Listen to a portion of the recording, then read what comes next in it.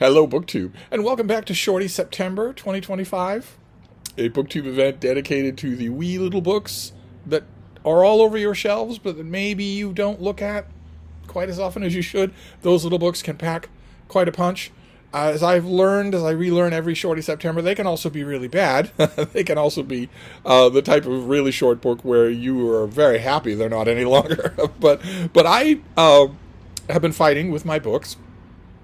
I've been fighting with my print and paper books. I haven't been fighting with my my ebooks at all.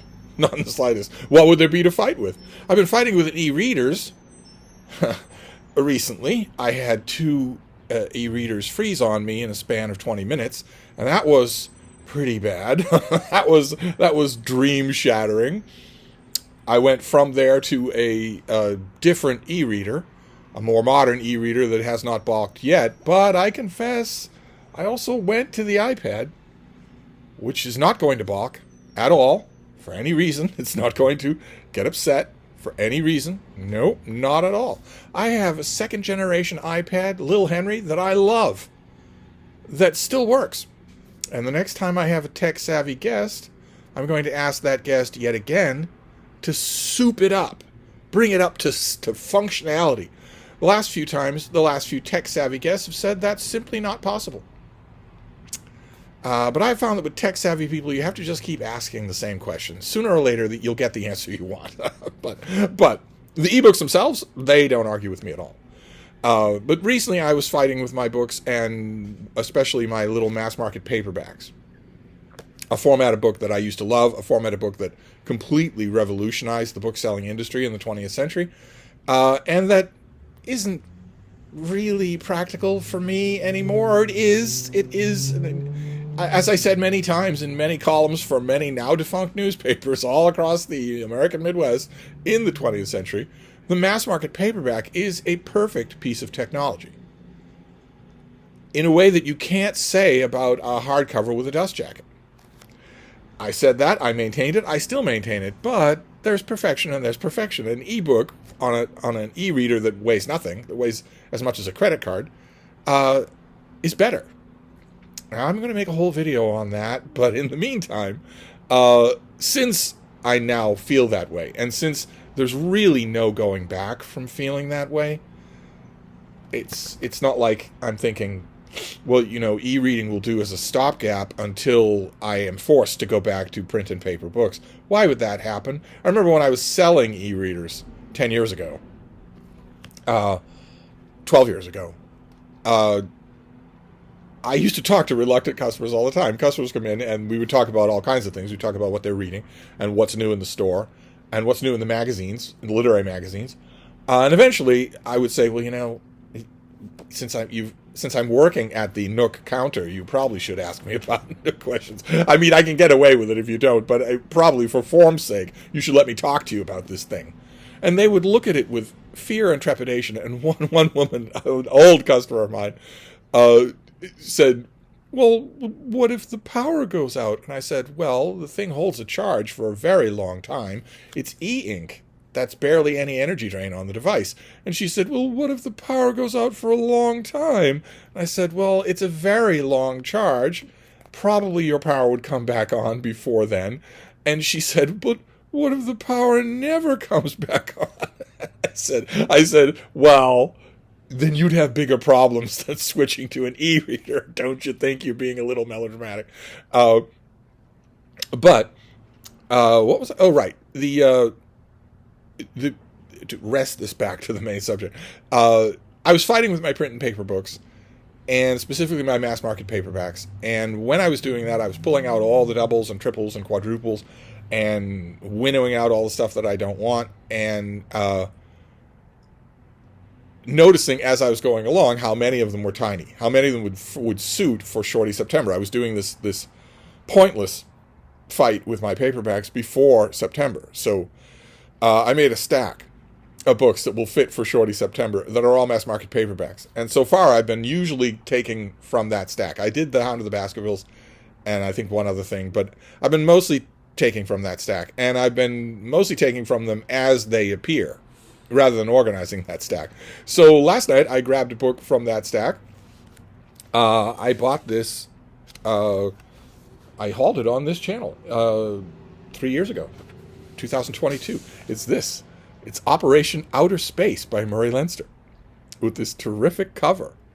No idea who did that cover, but they earned it. That is really, really good.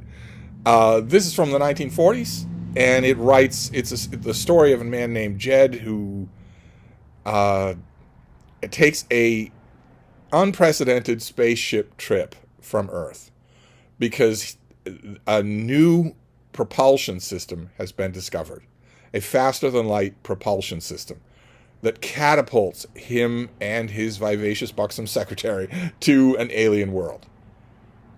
And that the book takes its time getting to that point.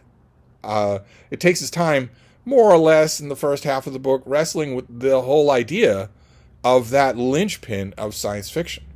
Most science fiction needs to come up with some way to get around Einstein. You need to get around the speed of light.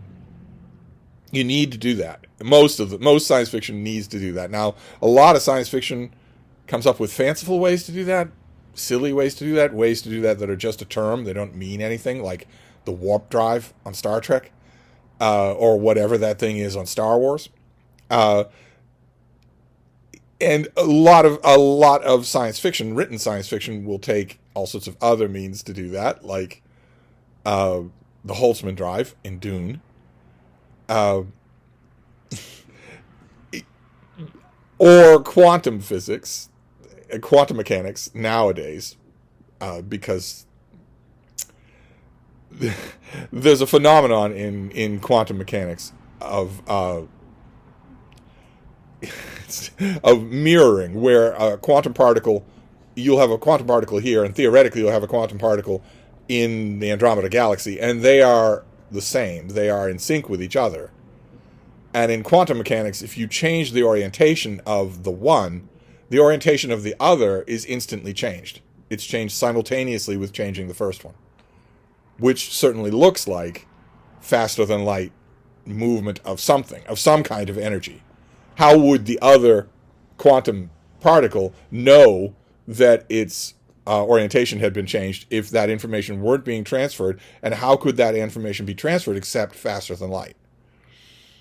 It's not, I've been told, but I of course know nothing about what I'm talking about, but I've been told by those who do, that it's a little bit more complicated than that, that the two quantum particles, no matter how far apart they are, share the same, they're part of the same fold or wave.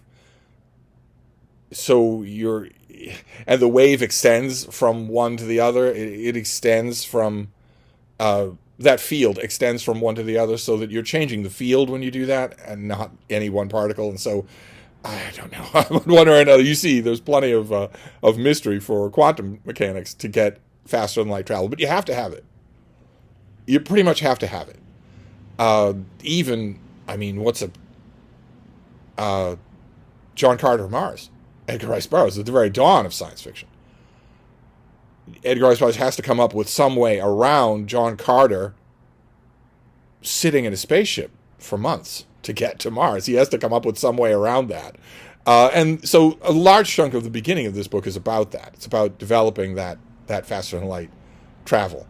And then the rest of it is about Murray Leinster just going on and on about the alien world that Jed and his buxom assistant encounter, which is full of weird alien creatures. But this author is an old style pulp writer, and he starts dropping fairly heavy hints as to a particular secret that alien world might actually harbor. And any of you who've read any of you who've read science fiction will know what that secret is, but that's not true. If you were born in the 21st century and have read only contemporary science fiction, then you might not know. But if you're familiar at all with pulp literature, you're gonna know the secret of that alien world.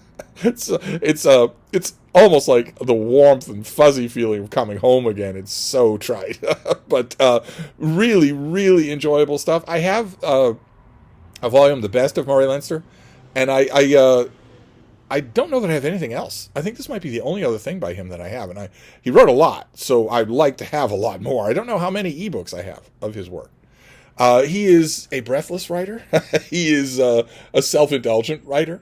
At one point, when the main character is looking at Earth, we're told about that. He saw Earth. It hung almost in mid-sky. It was huge. It was gigantic. It was colossal. It was 4 times the diameter of the moon as seen from Earth, and it covered 16 times as much of the sky. Its continents were plain to see, and its seas and the ice caps at its poles gleamed whitely, and over all of it there was a faintly bluish haze, which was like a glamour, a fey and eerie veiling, which made Earth a sight to draw one's heartstrings. And you can see right away why I love this. Maybe you can, maybe you can. That displays why I loved this book.